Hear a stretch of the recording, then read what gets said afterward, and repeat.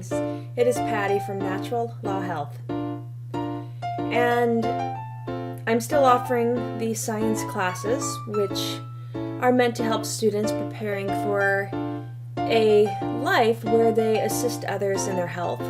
And they do so by learning the foundational principles, things that you really aren't taught in a traditional, I should say, and most of them are pro-allopathic type of school where everybody knows that, medicine is just commonly accepted. Medicine has got the cure, and it's the best thing we have to address all of the chronic issues people are suffering from. When in reality, it's truly like the cause of most of those. The drugs and the high-protein diets that a lot of them push, what they end up doing is really hurting humans. And in my chemistry class today, we're going to talk a little bit about the effects of diet, like high-protein diet and high-acid ash diets on the human body. In doing my preparation for my classes, I like to include various research journal articles. And in all honesty, the more I look at research, you really can find research to prove almost anything. So you have to be quite critical about what the study is, how they're running the study, what's their method.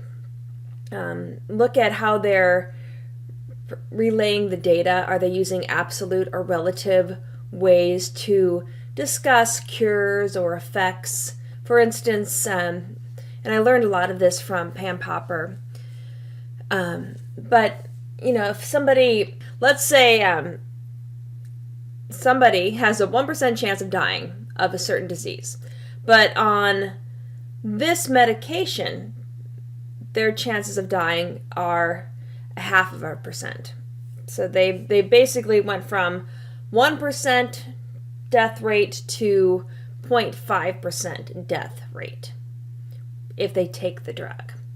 And keep in mind, drugs come with side effects. So this is what this clinical research is, stating. Well, a lot of times when this research is being advertised, as many magazines do, and news reporters say things like, this new drug increases your chances by 50% of survival. Well, it's true. Going from 0.5% to 1% is a 50% increase in survivability.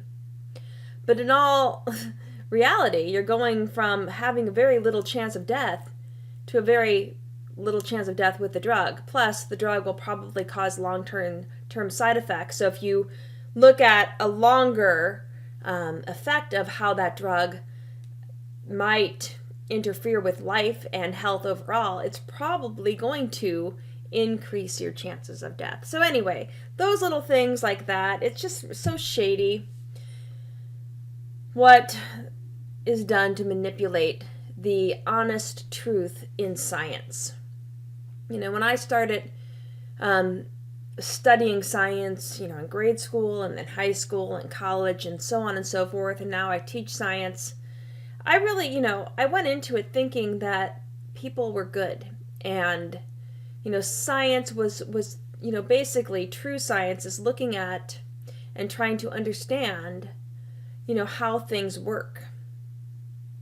But it's really all meant to manipulate people into doing what larger groups want you to do. And in the biological sciences, a lot of it is manipulating people to take drugs which profit the pharmaceutical companies. So anyway, a lot of this stuff really gets me down. When I see how shady everything is and how many people are just falling for it, they're just, I don't know. All of this virtue signaling when it comes to getting the vaccine. I mean, I don't have friends on, I don't watch the news. I try to spend very little time on social media. But every now and then I'll see these things where people are actually proud that they're injecting poison into their body. And it really is quite perplexing how humanity got to this state and how gullible so many people are.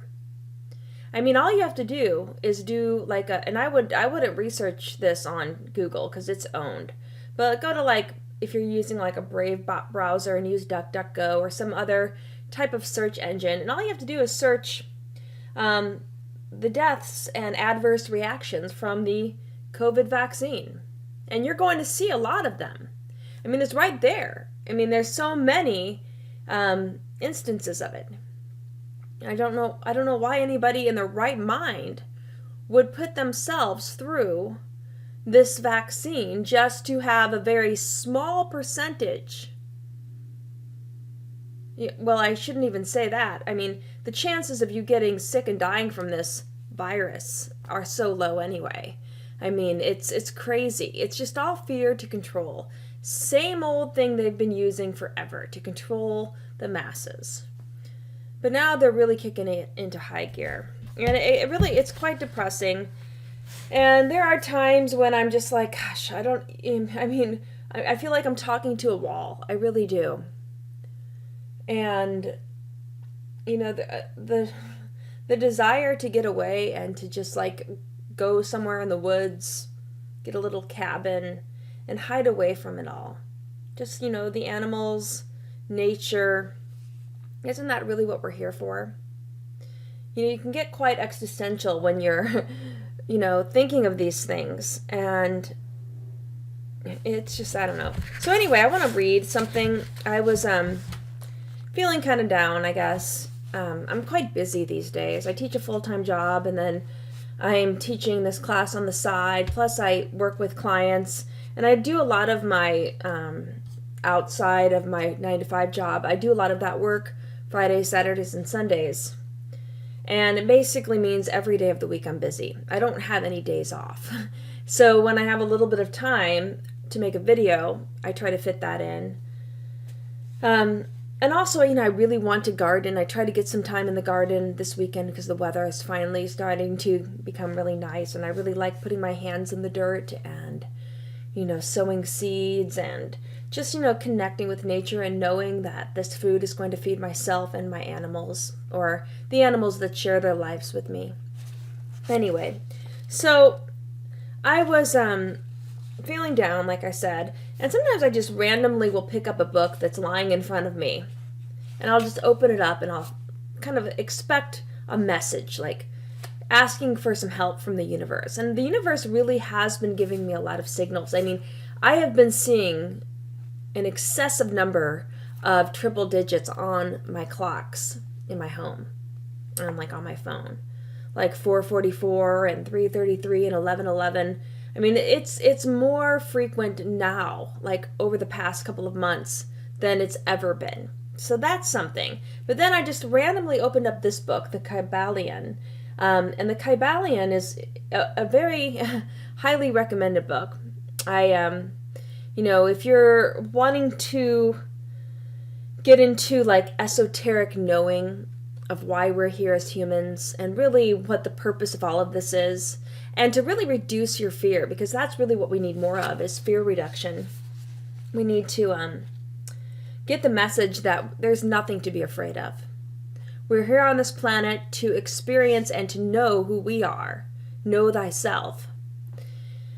And have a greater awareness, to rise in consciousness. I mean, how much wealth we accumulate, what kind of job we have, what kind of car we drive, all of that is not really that important in the grand scheme of things. And being balanced and centered and knowing that you are health, you're fine, everybody is fine, there is no death. So anyway, again, I randomly opened to this page and I read this paragraph, and I'm going to read it right now for you all. And I'll put the picture of the book on the screen again as I read. And death is not real, even in the relative sense. It is but birth to a new life, and you shall go on and on and on to higher and still higher planes of life, for eons upon eons of time. The universe is your home, and you shall explore its farthest recesses before the end of time. You are dwelling in the infinite mind of the All, and your possibilities and the opportunities are infinite, both in time and space. And at the end of the grand cycle of eons, when the All shall draw back into itself all of its creations, you will go gladly, for you will then be able to know the whole truth of being at one with the All. Such is the report of the illumined, those who have advanced well along the path. And in the meantime, rest calm and serene. You are safe and protected by the infinite power of the Father-Mother mind. And then a couple of quotes from the Kybalion.